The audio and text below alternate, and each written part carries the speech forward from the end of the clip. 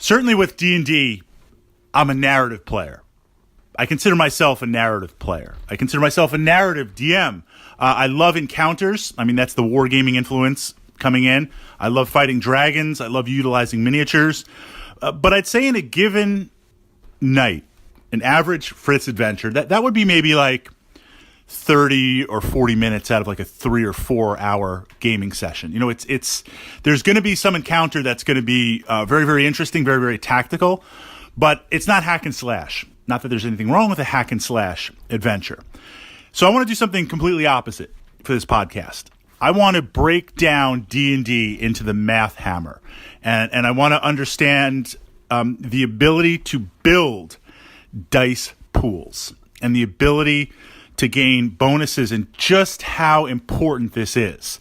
Every class needs to be able to do this, whether it's arcane or combat or some other method in terms of abilities. We're going to look at it from the lens of a fighter, not because it's the most simplistic, but it's the most straightforward. And it's not necessarily the easiest. You need to generate massive amounts of dice, of damage, to be able to hit, simply to knock down those monsters. And there's 2 phases to the game. First, you have to actually be able to hit. You can do all the damage in the world, but if you can't hit the target, it's not going to transfer. Then once you hit, so we need to build Dice Tactica for that. Then once you hit, you need to be able to have a big enough pool of dice and modifiers to damage. And then after that, if you can apply a secondary effect, because you've already gone through the hard stuff of hitting and dealing damage, if you can build in a secondary effect that now carries over into next turn, that doesn't have to hit, that doesn't have to cause damage, this cascades, and you'll be able to work very, very quickly, especially through some of the more powerful monsters. Of course, they're going to have resistances and other things trying to work against you. So let's talk about being able to hit first. Everything revolves around the D20. And that D20, you're going to roll once. Unless you have a hindrance, you might have to roll it twice and take the lowest. It could also have an example where you have a bonus, an advantage, so you roll twice, take the highest. But essentially, it's going to be from 1 to 20. And some of the monsters that you fight later on, you're not going to be able to hit just on the base D20 alone. You know, you'll need like a 26, 28, 30 to hit them. So no matter what you roll on the D20, you're not going to be able to hit them. In theory, yes, there's imperfections in each D20, so the stat-wise, it might skew from one side to the other. But essentially, you're going to get a number from 1 to 20 in there. The next piece is the innate ability to hit. And again, remember, we're looking at this from the perspective of a fighter. A wizard, a sorcerer, a rogue, they're going to have to look at it from their own point of view. You're going to get bonuses to hit based into your character. This represents training. This represents innate proficiency. You know, at the earlier levels, it might be +2, +1, +2. Later on, +3, +4. Now you're adding that. So essentially, you're shifting the scale. Let's say it's +3. You're shifting the scale of the D20. Instead of 1 to 20, now it's 4, if it's a +3. 4 to 23. So it's shifting. You're adding that on there. It's shifting the push of it. You're getting closer to that higher number. Again, like if we need 30 to hit armor class 30, you're getting closer. Depending on the version of D&D that you're playing, certain feats, certain weapon proficiencies and specializations, that's going to give you a further bonus. Now, this is where D&D, if you do this at multiple levels, it just becomes insane. Because these +1s, these +2s, these little pluses that push the range of the base D20 out, those are always in effect. That's what's crazy. A +1 or a +2 in D&D, a +1 sword, it is a big deal because you can always count on that +1 working. Compare that to some other wargaming systems. And again, we're looking at D&D just from a wargaming perspective. You look at other wargaming systems where, okay, you need a D6 and you need a 3 or higher to hit. But then if you use your special ability, you roll another d6, and if it's 1 to 3, it's nothing. If it's 4 to 6, it's +1. There's bonuses that might not work through. D&D, that +1 is that +1 forever. That's why cleric spells, on a side note, like Bless and other things that just give you a +1 luck bonus or a +1 save, massive, because they stack. So we're going to have feats, we're going to have innate ability, we're going to have weapon specializations. As you level up, as you gain, this is now going to be, before you roll that d20, +3, +4, +5. So we're still looking to work to hit. Now we loop in magic.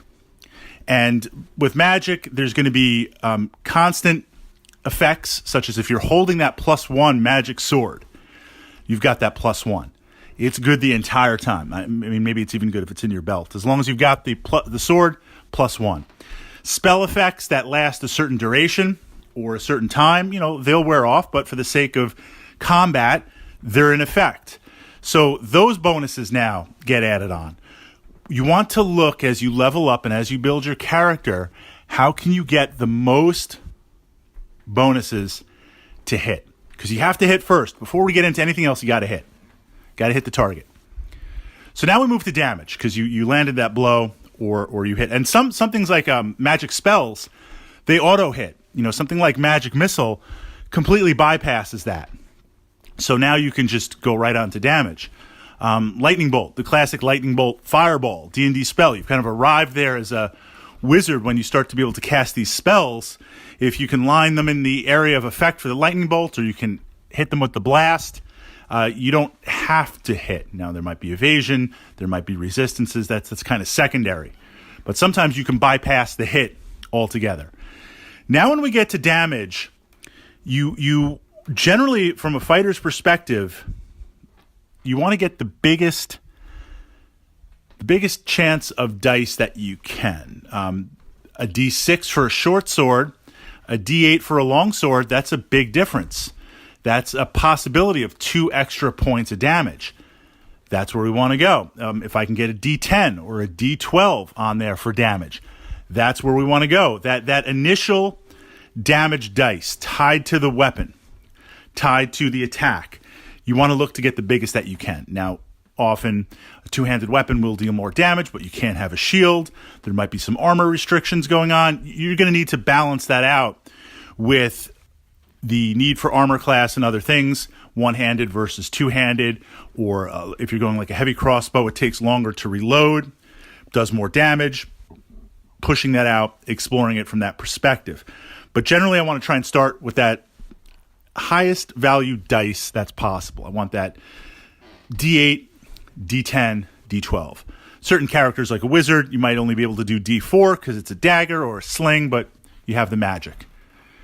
From there, we now want to start stacking on those plus bonuses. So that +1 sword to hit, +1 damage, that's again huge. If you can build it up, +3 damage. If you have a chance that certain feats, or in the older like 3.x rules, keen, that allowed you to do more damage or push the critical, increases your damage output tremendously. Just like to hit, having that +1, +2, +3, +X bonus, massive. Think about that sword. Let's just look at a long sword. So I put the D8 there.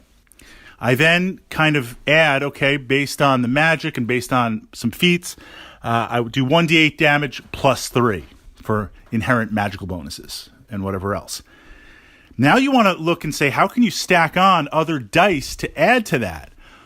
Shock, fire, sonic, where essentially you could take that D8, put it in front of your character, and also take out a D6 and say, here's fire damage. Yes, there could be resistances. We'll put that aside. How can you add other dice through magic, through abilities, to that initial base dice, plus your bonuses, your +1, your +2, your +3? That's generating the dice pool. That's where you want to generate. Now we move to the third piece, the final piece of the D&D Math Hammer equation.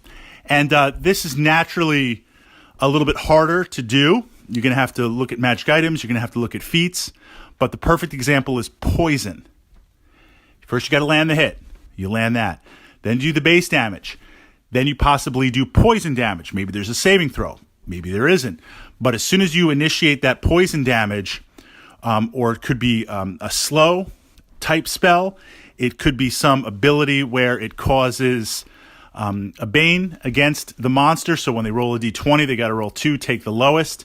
Effects that are in play where you don't have to go through the hit and the damage first. They carry over that round or into next rounds. That's also huge because it's going to cascade. It's going to make damage. It's going to make things next turn that much easier for you. So I'm not saying, you have to math hammer and theory hammer everything, but you can in D&D. And it's interesting because certainly D&D has evolved and it's an amazing game. But if we look at its genesis was and is in wargaming, understanding dice pools, understanding ways to build dice pools and leverage them. That's D&D 101 back in the day when it was chainmail. So having a little bit of that knowledge, whether you want to use it or not, to build an extremely powerful character in combat is entirely up to you.